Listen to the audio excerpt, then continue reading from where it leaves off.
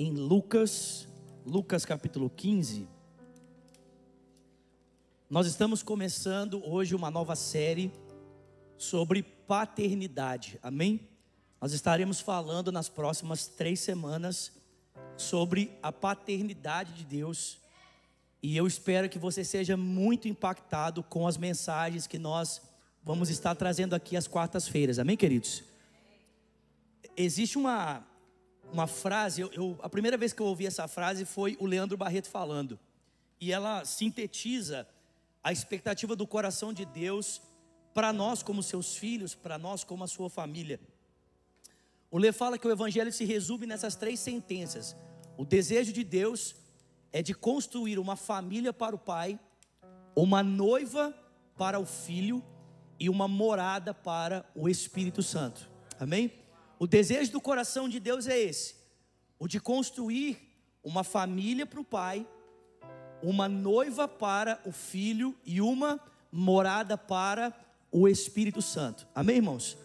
Então a minha expectativa durante essas próximas semanas é que através dessas meditações a respeito desse tema que é tão importante, a paternidade de Deus, Deus possa imprimir ainda mais em nós a identidade de filhos, para que de fato nós não sejamos apenas um aglomerado de pessoas, mas possamos ser uma família para Deus, amém?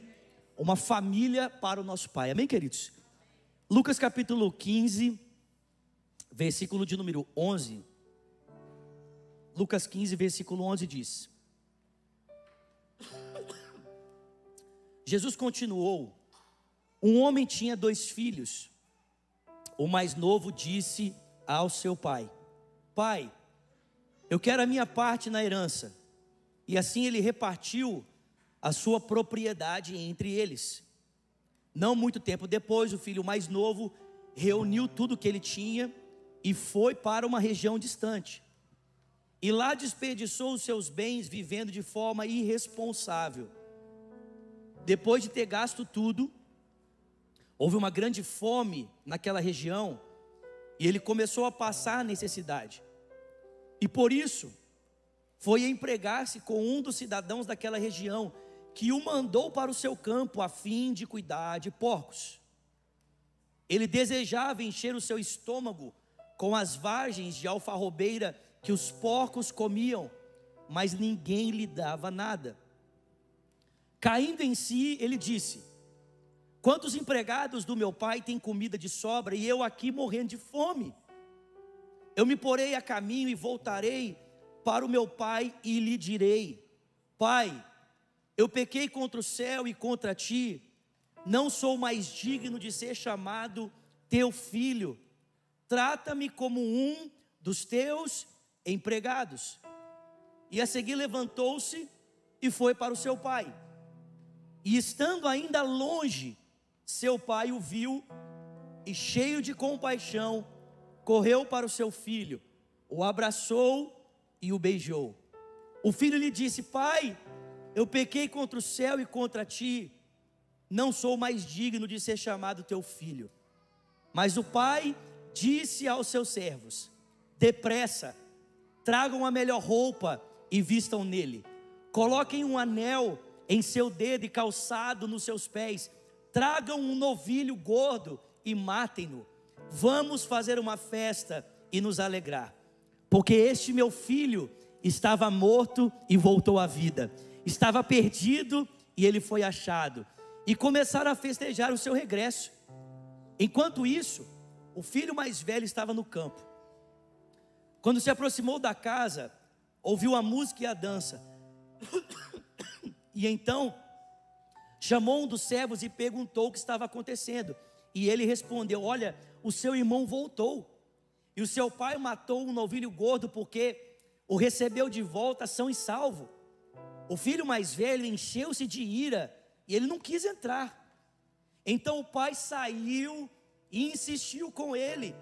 Mas ele respondeu ao seu pai: olha, todos esses anos eu tenho trabalhado como escravo ao teu serviço, e nunca desobedeci uma só das suas ordens.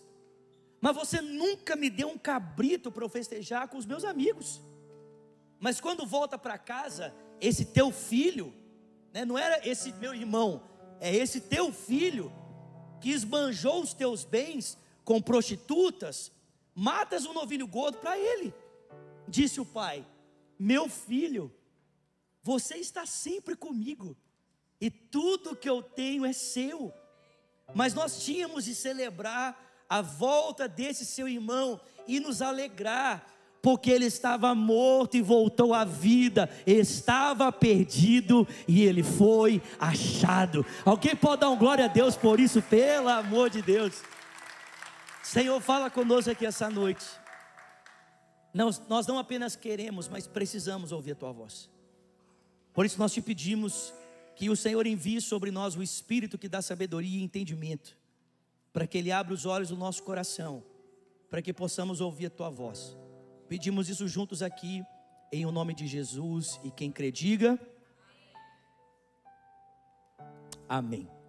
Gente, normalmente o título que essa passagem leva, na maior parte das nossas Bíblias, não ajuda a gente a entender o real sentido dessa passagem. Não sei qual que é o título que está na sua Bíblia, mas na minha Bíblia está assim: a parábola do filho perdido. Quem mais tem esse título na sua Bíblia? Quem tem um título parecido com esse? Levante sua mão. O que acontece? Esse título não é um título que foi inspirado pelo Espírito Santo. As pessoas depois, para organizar as passagens, colocam esses títulos para ajudar a gente a entender o assunto que vai ser trabalhado pelo escritor. E às vezes o pessoal acerta, mas às vezes não.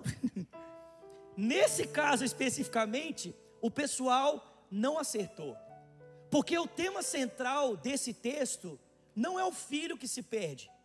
O tema central dessa passagem é o coração do pai.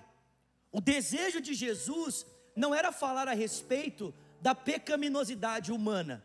O desejo de Jesus era falar a respeito da graça de Deus expressa através do coração do Pai Celestial. E por que eu digo isso? Se você voltar comigo lá para o começo do capítulo, volta lá comigo por favor, Lucas capítulo 15, versículo de número 1. Gente, eu estou tossindo porque é um restinho de uma gripe que ficou aqui e está sendo curada, amém? Mas eu vou sair totalmente curado hoje em nome de Jesus. Meu Deus, aleluia.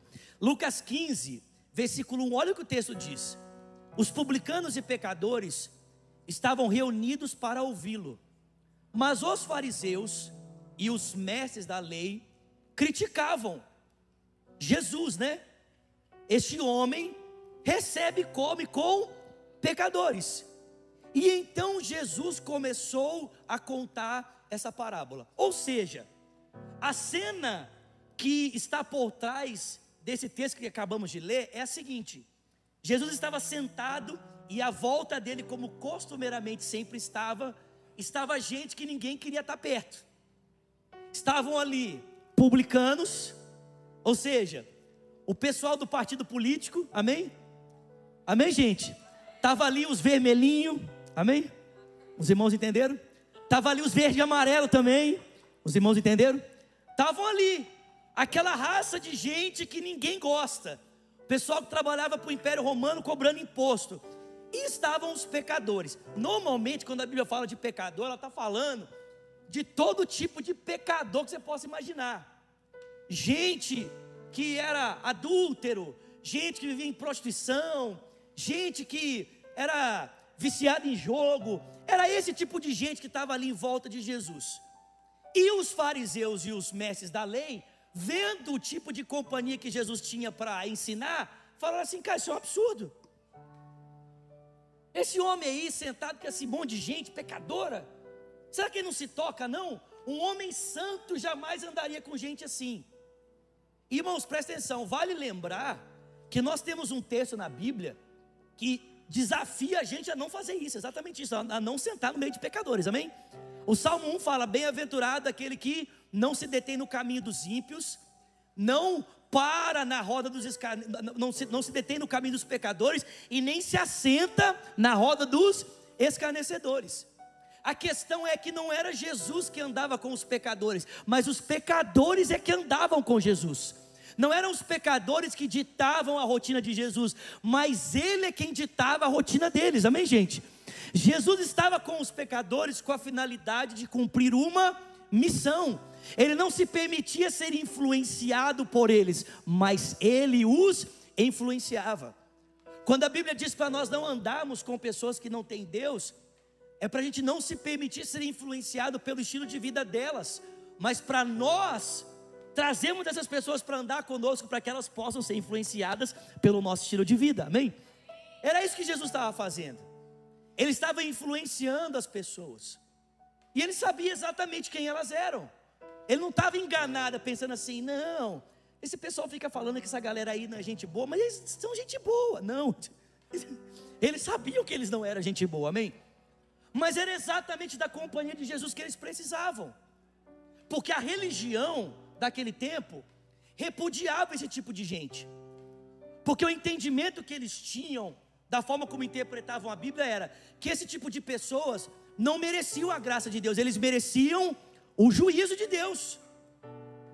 Deus tinha que pesar a mão sobre esse tipo de pessoa e não estender graça e misericórdia. Essa era a forma como eles entendiam a Deus, e era a forma como eles entendiam a relação de Deus com alguém que aparentemente não parecia santo como eles. Ou seja, você não é como eu, então Deus tem que pesar a mão em você. Ah, você não faz o que eu faço? Não, então você não é digno da minha companhia e nem é digno da companhia de Deus. Jesus se apresenta a essas pessoas para apresentar, irmãos, um aspecto do caráter de Deus que chocava a religião daquela época. Ele se apresenta para mostrar o coração de Deus a respeito daquelas pessoas. E diferente do que as pessoas pensavam, que Deus achava dos pecadores, que Ele não queria nenhum tipo de relacionamento, Jesus vem para mostrar o contrário. Jesus ama o perdido, Ele ama o pecador, o Pai ama o pecador. Afinal de contas, Jesus conta duas parábolas para dizer que Deus estava atrás do pecador, assim como um homem que ia atrás de uma ovelha perdida, e assim como alguém que ia atrás de uma moeda perdida, Deus estava atrás do pecador, porque eles não podiam ter muito valor para a religião, mas o Pai amava cada um deles e desejava tê-los de volta. Por quê? Porque Deus é Pai dos pecadores. Alguém pode dar uma glória a Deus por isso? Deus é Pai dos pecadores. Jesus vem para mostrar o seguinte: Deus não está zangado com você, não, Ele está atrás de você. Não é assim que qualquer pessoa faz. Quando alguém tem uma ovelha perdida, o que a pessoa faz? Vai atrás dela. Quando a pessoa tem uma moeda perdida, e a dracma era uma moeda muito valiosa, ela era a representação de um dia inteiro de trabalho. Imagina você trabalhar o dia inteiro e ganha $2.000. Nossa, ninguém deu um amém, gente. Vocês não crêem, não? Crê aí. Não, pastor, não, é que $2.000 é pouco, amém? $2.000 é pouco, entendi, vocês querem mais, amém? Imagina você trabalhar o dia inteiro e ganhar $3.000. Ô irmão, recebe aí em nome de Jesus. Amém? Recebe, vaso, você crê? E você perde o envelope. Há uns meses atrás, um amigo meu lá de Orlando perdeu o envelope com o trabalho dele de um mês inteiro. Você acha que ele procurou? Sim ou não? Meu filho, ele revirou tudo, só faltou levantar os carros da rua assim, ó. Por quê? Porque quando a gente pede algo de valor, a gente vai atrás. Irmão, presta atenção. Você acha que Deus olha para o nosso estado de perdição e Ele ignora a gente? Não. Deus olha para o nosso estado de perdição e Ele se move na nossa direção, porque Deus é o Pai dos pecadores. Alguém pode dar um glória a Deus por isso? E Jesus vai terminar essa série de mensagens descrevendo então o coração do Pai Celestial. Então o tema central aqui não é o filho que se perde ou o filho que fica na casa, mas é a forma como o coração paterno de Deus se move em relação ao nosso relacionamento com Ele. Como é que Deus responde a uma pessoa que foge e a outra que é indiferente à presença dEle mesmo dentro de casa? Porque eu não sei se você está percebendo aqui, mas o problema não estava apenas no filho que foi embora, o problema também estava no filho que ficou, porque ambos eram indiferentes à presença do pai. E a pergunta é: como é que esse pai, que tem 2 filhos indiferentes à sua presença, vai se relacionar com cada um deles? Como o amor do coração de Deus vai responder a esses dois filhos que estão na casa desse pai maravilhoso, mas se recusam a reconhecer o valor do pai que eles têm. Jesus vai mostrar o coração do pai. E ele diz que esse pai tinha 2 filhos. E o filho mais novo olhou para o pai e falou assim: pai, você poderia dar a minha parte na herança? Porque eu estou a fim de sair aí, fazer umas loucuras. Então assim, eu queria a minha parte na herança.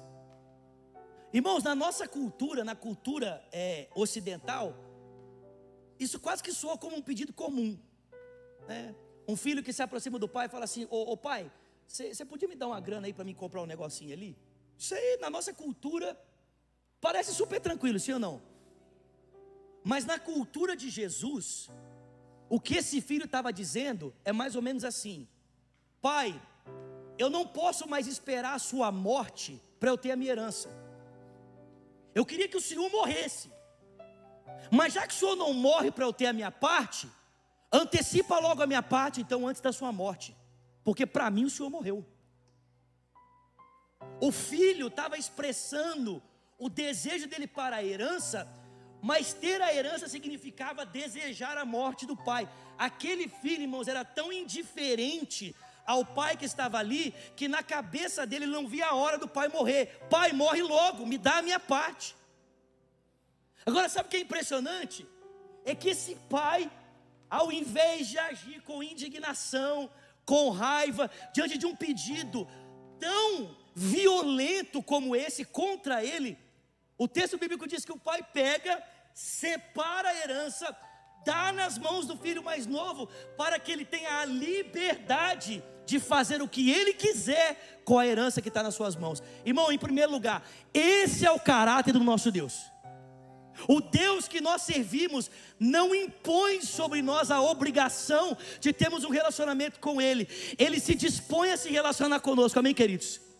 Ele nos coloca dentro de uma casa e proporciona um ambiente para que nós tenhamos relacionamento com Ele. Mas Ele não nos obriga, Ele nos dá a liberdade de escolhermos se queremos estar com Ele ou não. E caso a nossa escolha seja a de não estar, Ele respeita a nossa decisão e permanece na mesma posição, aguardando o tempo em que nós perceberemos o valor que o nosso Pai tem e voltemos para estar com Ele para sempre. Meu Deus do céu! Charamanadas! Esse é o nosso Pai. É o Pai, irmãos, que se apresenta a Adão, que cria Adão e a sua mulher, os planta num jardim, e a Bíblia diz que Ele se apresenta a eles e diz: olha, eu criei esse ambiente para vocês e para nós termos relacionamento, e eu proporcionei todas as condições que você precisa, para que você possa se relacionar comigo e tenha toda a provisão necessária para isso. Você só não deve comer da árvore do conhecimento do bem e do mal, porque no dia em que você comer dessa árvore, certamente você morrerá.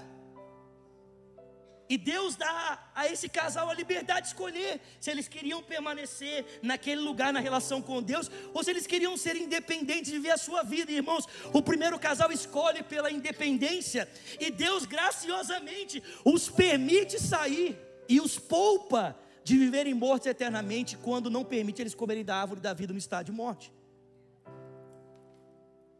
Esse, irmãos, é o coração do nosso Deus. Não sei se você entende isso, mas presta atenção. Só o fato de Deus ter decidido nos criar para além dele mesmo, para ter um relacionamento conosco, isso já colocou Deus numa situação de risco. Porque, irmãos, presta atenção, Deus criar alguém além dele para se relacionar, significava dar a essa pessoa a escolha de permanecer nesse relacionamento ou não. Porque antes de nós existirmos, Deus estava muito bem com Ele mesmo, amém, queridos? Amém? Amém? Tipo assim, eu acho que Deus olhou e falou assim: a minha vida está muito calma, está muito tranquila, eu vou arrumar uns problemas para mim, amém? E resolveu nos criar. Mas, irmão, presta atenção, Deus estava muito bem, não estava sozinho, porque no ser de Deus existem 3 pessoas, amém? Pai, Filho e Espírito Santo. Mas aí Deus fala assim: não, eu quero ter alguém para além de mim para me relacionar. Só que quando Deus cria alguém para além dele para ter relacionamento, Se Deus não dá a essa pessoa a possibilidade de escolher permanecer ou não, Ele não é um amor, Ele é tirano. E o nosso Deus não é tirano, Ele é amor. E o amor não impõe, o amor conquista. Então Deus preferiu nos dar, irmãos, a liberdade de escolhermos estarmos com Ele ou não, mesmo que isso custasse muito para Ele. O texto bíblico diz que esse filho aproveita a liberdade dada pelo pai e ele sai com a sua herança, e ali ele começa a torrar tudo. O escritor diz em primeira instância que ele gasta tudo que ele tem, mas irmão, presta atenção, esse pai não permitiu que o filho ficasse longe dele sem qualquer tipo de informação. Quando o filho volta para casa e o irmão mais velho vai confrontar o pai, o irmão mais velho diz para o pai: pai, você sabe como ele estava gastando dinheiro? Ou seja, no tempo em que o filho esteve longe, o pai ainda procurava o quê? Notícias a respeito dele. O pai queria saber como é que ele estava. O pai queria saber se ele estava bem. O pai queria saber se ele estava saudável. O pai queria saber como é que ele estava gastando dinheiro. O irmão diz: esse teu filho mais novo gastou o dinheiro todo com prostitutas e com seus amigos. E o negócio estava bom, irmão. Enquanto tinha dinheiro para farra, amém? Era balada todo dia, amém? Rodeio final de semana. Mas acabou o dinheiro e veio um tempo de seca. E a Bíblia diz que aquele menino começou a passar fome e sem sustento, sem dinheiro para se sustentar, ele começou a procurar trabalho. Só que ele não encontrava trabalho. O único trabalho que lhe foi oferecido era ir para uma fazenda cuidar do que, gente? De porcos.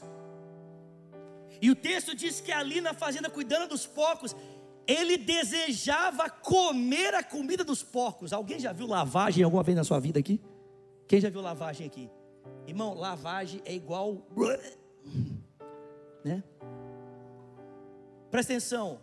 O texto diz que o menino desejava, não é que ele comia não. O texto diz que ele desejava comer essa comida.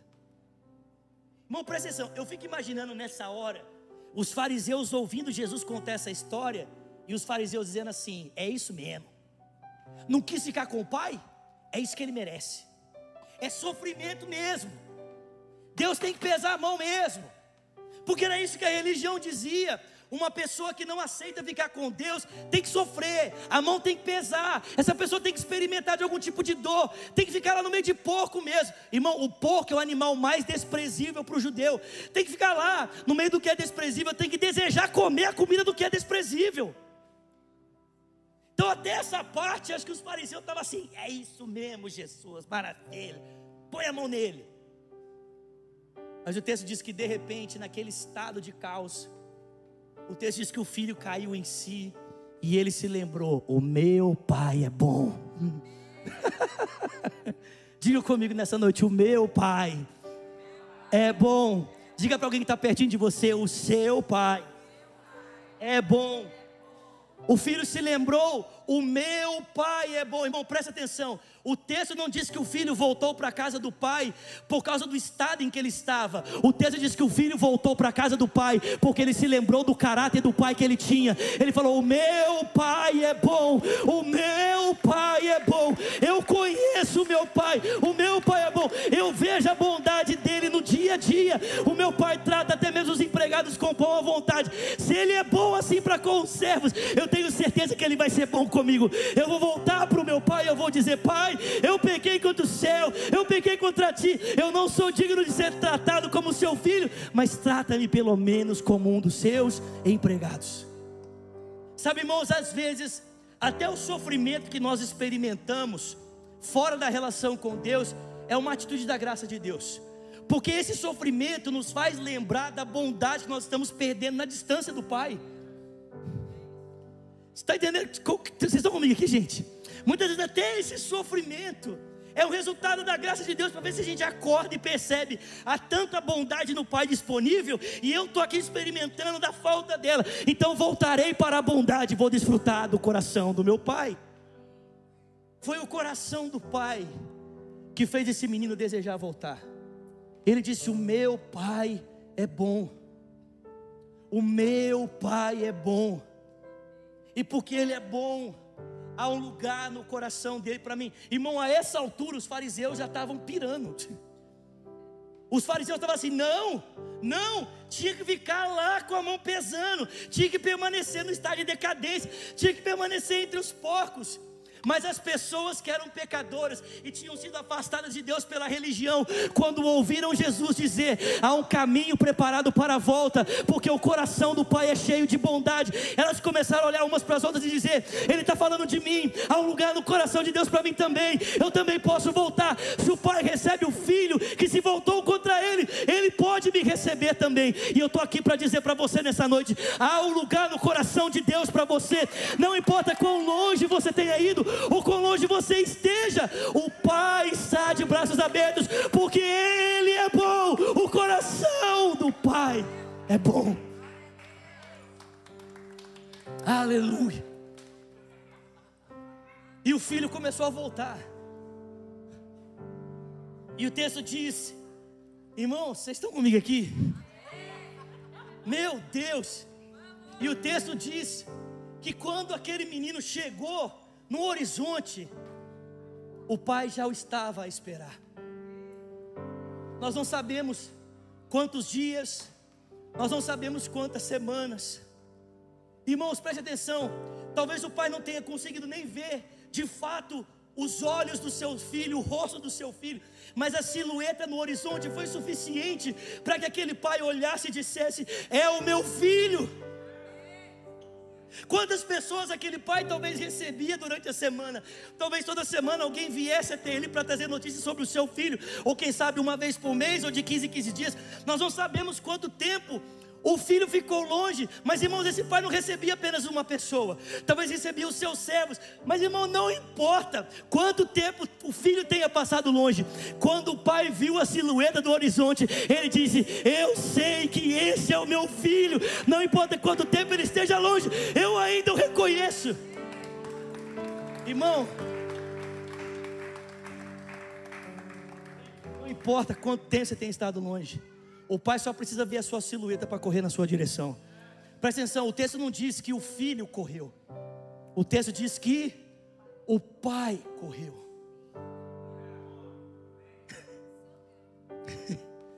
Não foi o filho que ao avistar o pai encheu-se de coragem e correu na sua direção. Não. Aquele pai que está...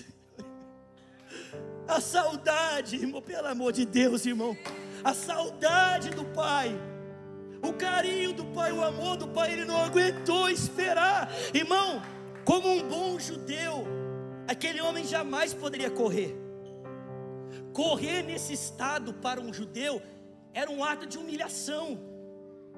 Os fariseus nunca corriam, eles andavam tranquilamente a cada passo, porque isso mostrava respeito, isso mostrava autoridade. As pegadas de um rabino judeu mostravam o poder do seu ensino, a autoridade do seu ensino. Correr, irmão, era uma humilhação, era uma falta de compostura, era uma falta de autoridade. Irmão, presta atenção, esse pai lá se preocupou se isso era falta de autoridade ou não, ele não quis saber, era o filho dele, ele estava com saudade, cheio de amor, não importa quanta humilhação ele precisaria passar para ver o filho. Ele arregaçou a rola do seu manto, ele puxou ele para cima, botou as canelas para fora, e ele saiu correndo atrás do seu filho, e quando ele o viu, a Bíblia diz que ele pulou em cima do filho, e ele começou a beijá-lo. Não importa quão sujo ele estava, não importa quão fedido ele estava, quão distante ele estava, o pai começou a beijar. Vocês estão comigo, gente? Pelo amor de Deus. E o texto diz que em meio a abraços e beijos, o pai ouve o filho dizer, pai, eu pequei contra o céu e contra ti. Em primeiro lugar, ele reconhece o seu pecado, ele não terceiriza a responsabilidade, ele não diz assim, olha pai, foi um acidente, ele não diz assim, olha pai, você sabe como é que é, né, tipo assim, foi um momento assim que os hormônios estavam à flor da pele, a culpa é dos hormônios, eu sou jovem. Não, Ele não terceirizou a responsabilidade pela sua culpa. Ele disse: eu pequei contra o céu, e eu pequei contra ti. Irmão, preste atenção, a marca de um arrependimento produzido pela bondade de Deus é a constatação da minha culpa, é a constatação do meu erro. A bondade me constrange e eu passo a perceber que o estado em que eu estou não é uma coisa aleatória que aconteceu. Não, eu errei, eu pequei, eu fiz. Pai, eu pequei contra o céu e contra ti. Eu não sou digno de ser chamado teu filho. Ou seja, a consequência do meu pecado me implica a não ter mais o direito a esse lugar. A sentença deveria ser: trata-me como um dos seus empregados. Só que meu pai nem deixou ele terminar. Vocês estão comigo aqui, gente? O pai não deixou ele terminar a fala, porque uma vez arrependido e constatado para o filho que ele não tinha mais direito à mesa, o pai reconhecia que aquilo era o suficiente para que ele fosse perdoado. Vou repetir isso, irmão. O pai reconhecia, diante da confissão e a certeza do que ele havia feito, que aquilo era o suficiente para que ele fosse perdoado. Porque preste atenção, irmão, aquele menino podia ter deixado de ser filho, mas aquele pai nunca deixou de ser pai. Aquele menino podia ter deixado de ser filho, ele podia ter deixado de mão o seu direito, ele podia ter largado de lado a sua filiação, mas o pai nunca deixou de ser pai. O pai permaneceu sendo pai todos os dias, esperando pelo seu filho. E quando ele voltou, o pai o abraçou, e ao ouvir a sua confissão, o pai nem deixou ele terminar ela. O pai disse: traz um anel para o dedo dele e uma roupa nova para ele se vestir, coloca a sandália nos pés dele, porque esse meu filho estava morto e reviveu, ele estava perdido e ele foi achado. Ele restaurou a identidade na roupa.